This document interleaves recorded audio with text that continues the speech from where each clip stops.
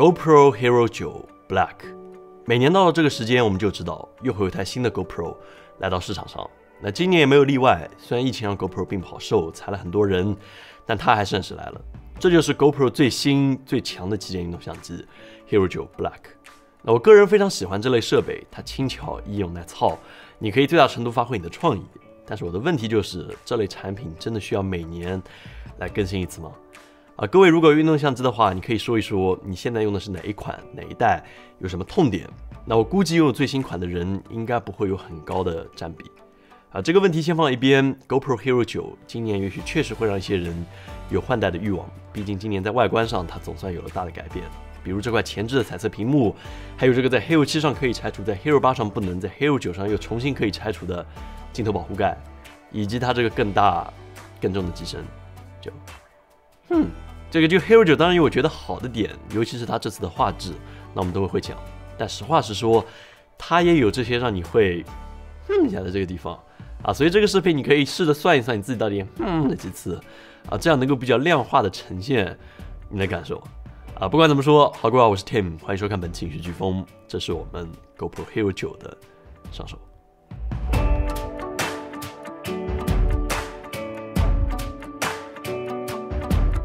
我们先从外观上开始 ，Hero 9确实比 Hero 8大了一圈，重了一些。那虽然看起来不多，但是你绝对可以感觉到这个变化，尤其是在使用一些特殊的配件的时候，比如说这个手背固定带，那 Hero 9会明显比 Hero 8更快的带来疲劳感。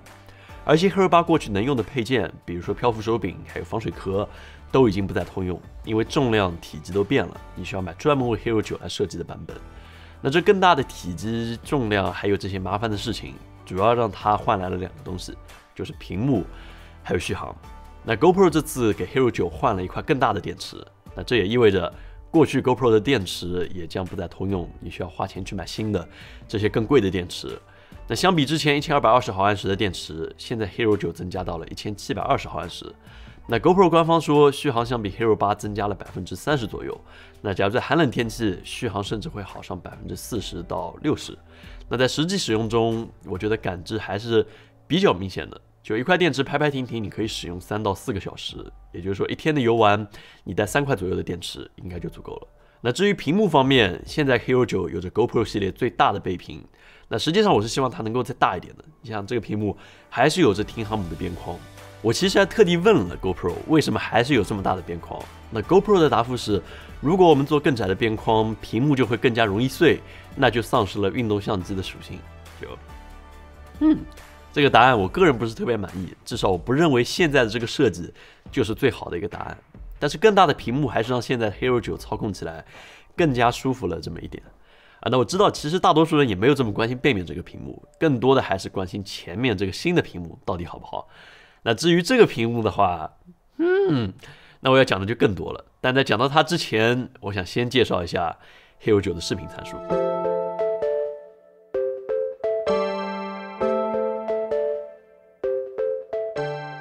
这一次 Hero 9的传感器总算换了，如果没有错的话，上一块祖传的1200万像素的传感器 GoPro 已经用了足足3年3代这个运动相机，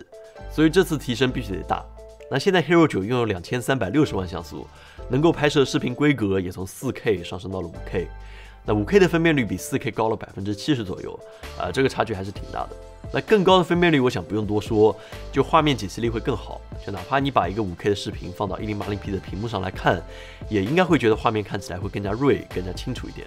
那 5K 当然也允许你进行更加夸张的裁切。那总体来说 Hero 9的画质提升，我觉得感知还是比较明显的，分辨率提升，动态范围也优秀，颜色也比较讨喜。那不过我个人强烈建议各位在使用 GoPro 的时候，把色彩调整到平面模式，把画面锐度调整到最低。就 GoPro 原生的色彩和锐度配置，我觉得都有点过于激进，非常数码，也不是特别好看就参数层面，我觉得 Hero 9最大的遗憾就是 5K 只有30帧，而且 4K 还有1080的帧率，相比这个 Hero 8都没有任何变化。虽然体积变大，宽度也提升，各方面都变大了，仍然是 4K 60和 1080p 240帧这个就会有点尴尬，因为我可以预测，今年到明年年中肯定会有手机配备 4K 120帧的记录能力，但是一个专注于视频的运动相机反而没有这个参数，就确实会有点说不过去。而且另一个尴尬这是我觉得真正尴尬的地方，或者说会让你一下的这个地方，就这个传感器的大小。就我本以为现在上升到 5K 的分辨率 ，Hero 9的传感器应该会大一些，但是就没有，还是2.3分之一英寸的大小。在几年以前，我觉得这没有任何问题，但是放到现在，一些手机的传感器都已经比它大了快80%，这就意味着这些手机传感器能够接收到的光也远多于 Hero 9。最直观的体现就是 Hero 9的夜景方面，甚至还会不如手机，这就非常尴尬。就手机影像系统的进步速度实在太快，就单论影像质量，在一些方面它已经出现了反超，而 GoPro 仍然还是一台太阳机，就你必须要有足够的光，才能让你得到一个干净、好看的画面。就时代的变迁。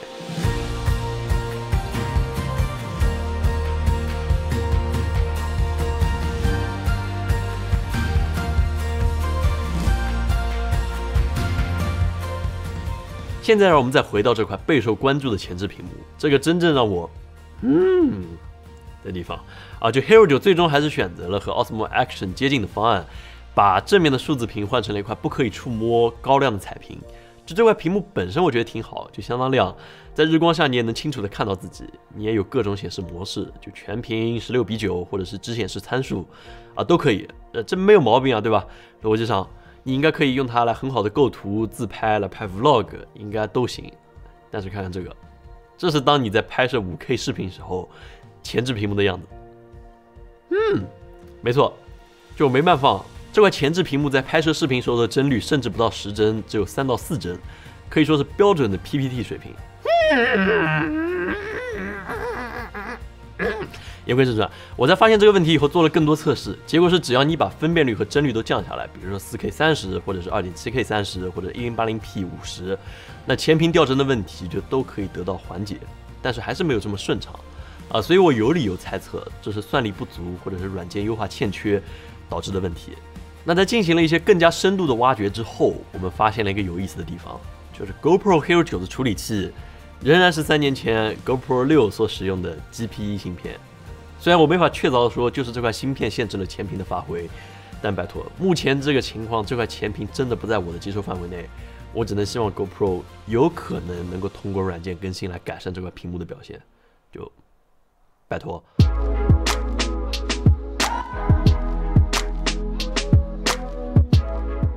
防抖层面 ，GoPro 还是 GoPro。Hero 9是现在拥有最佳防抖的运动相机之一。那只要光线充足，你应该可以得到一个极其顺滑、没有任何伪象的画面。那相比 Hero 8，它主要的提升是在地平线矫正。就 Hero 8，你需要在手机里实现这个功能，但 Hero 9你完全可以在机内完成。那虽然你会丢失相当多的分辨率，但是它可以确保你地平线被矫正到一个水平的状态。那对于一些用户来说，应该还是有一些实用的。那 GoPro 其实还展示了一个有意思的配件，叫做 Max 镜头。那逻辑上，你可以拧下 Hero 9的镜头保护盖，然后把这个镜组给装上去。这样的话，你就可以在 2.7K 的分辨率下实现水平线锁定的功能。那和水平线矫正不大一样，就你可以有360度的旋转你可以随意旋转 GoPro， 但是画面不会有任何变化。这个功能最早在 GoPro Max 里面可以见到。那如果说你的应用场景有大量的旋转还有扭动，那这个功能还是比较有用的。那除此以外 ，Hero 9现在还增加了几个不大不小的功能还有改进。比如说现在 Hero 9的麦克风改进了一点，音质相当不错。那排水也会更加方便，以防水堵住麦克风影响收音。那现在你还拥有预录制功能，可以设置15秒或者30秒的预录，这样你在按下快门的时候，它也会记录下按快门前的内容，防止你错过精彩的瞬间就挺实用。现在你也有了定时录制，你可以走到一个山上，然后设置好到凌晨，相机自动开机拍摄延时，然后你就可以回去睡觉。这样第二天早上你睡得舒舒服服回到山上找你的相机的时候，你会发现你相机没了。Hero 9现在你还可以用它来做一个网络摄像头，和别人开会，应该能够提供比你电脑更加好一点的音质，还有画质。就种类繁多的配件，我觉得算是 GoPro 相机重要的护城河。就虽然有一些体积相关的配件 Hero 9没法继续使用，但绝大多数的 GoPro 的固定件都是 OK 的。就我个人特别喜欢这个削体手柄，就特别小巧，而且还有这个吸盘3项这些都是比较实用的配件。但说来有趣，如果说你看过去年 GoPro 8的评测，你就应该记得去年 Hero 8的一大特点就是它的那几个特殊的模块。那理论上装上这些模块 ，Hero 8就可以变成一个 Vlog 神器。我当时还说希望等它齐了再来给大家做一期视频。然后到了今天，就真正的1年以后 ，Hero 9发布了，然后当初 Hero 8最重要的那个屏幕模块还是没有出货。我以为 GoPro 肯定要割了这个产品，结果他们说这个模块应该很快就会上市了，不仅 Hero 8可以用 ，Hero 9也可以用。这样的话逻辑上 Hero 9就可以有3个屏幕。那不过假如说你想用这个屏幕的话，你就必须要再买一个媒体模块。就这个，你可以把 GoPro 给塞进去，这样的话你就会多一个枪式麦克风，一个 Micro HDMI 接口以及一个麦克风口。不过因为体积变化了，所以 Hero 8的媒体模块呢 ，Hero 9是没法用的，你需要再等 GoPro 推出一个专门为 Hero 9来设计的媒体模块才可以。但这个其实我一点都不觉得蛋疼，甚至我有一点期待，因为 Hero 8的媒体模块实在是做得非常鬼畜。就我本来以为这个模块上的枪式麦克风会有一个非常好的效果，没想到音质垃圾的超出了我的认知。我是真的希望 Hero 9的媒体模块能够做得好一些。那逻辑上用这种外置的小麦克风，加上这个屏幕模块，还有媒体模块，确实可以变成一套非常可用的 Vlog 设备。但现在我们就得看 GoPro 能不能恪守诺言，按时出货了。那所以讲到最后，如果现在有个朋友问我说，我想买个 GoPro， 买哪个好？那我会推荐他买 Hero 8，而不是 Hero 9，或者是更早的 GoPro。因为身上配件还有电池，这些 GoPro 会比 Hero 9要便宜很多，而且功能上也没有这么大的差距，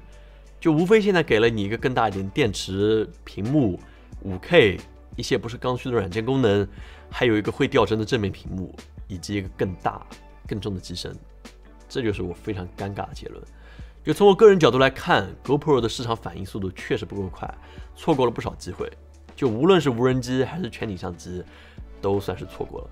那现在他们面临的挑战就非常大，智能手机影像系统的高速进步，传统相机价格的不断下探，就 GoPro 市场在被不断压缩。尽管他们尝试撕掉运动相机的标签，面向更多的用户，主打生活，主打 Vlog， 但产品力和产能就在这里。就如果 GoPro 不把产品力和产能给拉上去，就会非常难以扭转局势。那明年如果顺利的话，我们会见到 GoPro Hero 10。那我只能希望明年的 GoPro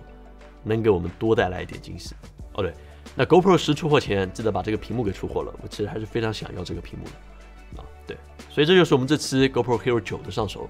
那如果你喜欢的话，欢迎关注我们，点赞、转发、收藏，这会对我们有非常大的帮助。那么这期就这样，我们下期再见。